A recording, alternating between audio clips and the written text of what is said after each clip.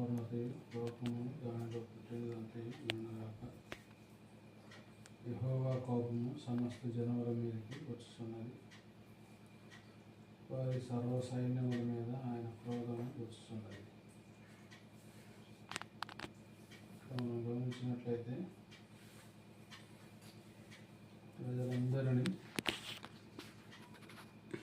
వాటి వెళ్ళి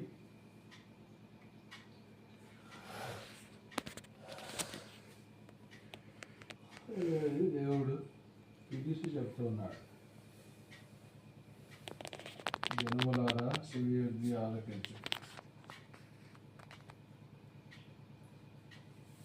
అది భూమి లోకం దాంట్లో ఉన్నాయన్నీ వింటూ ఉన్నాయని దేవుడు సెలవిస్తున్నాడు.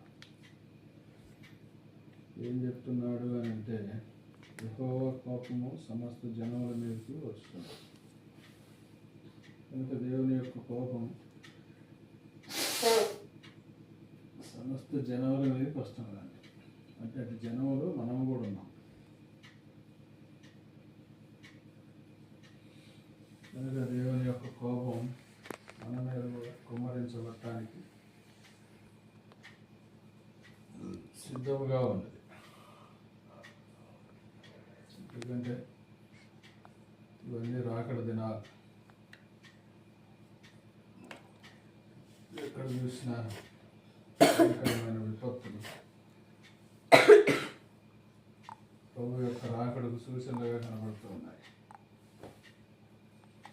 ఎందుకు ప్రజలందరి మీద కోపం చూపుతున్నాడు అని అంటే,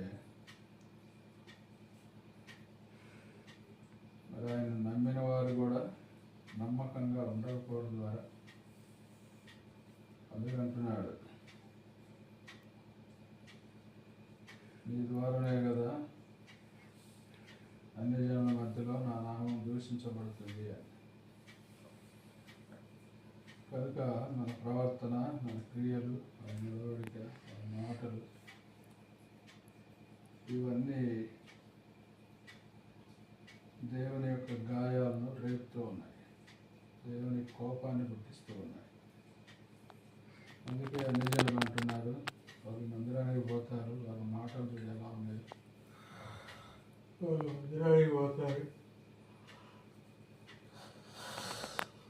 ప్రవర్తన చూడండి ఎలా ఉన్నదో, వాళ్ళ క్రియలు ఎలా ఉన్నాయో. కానీ దేవుని యొక్క నామం దూషించబడటానికి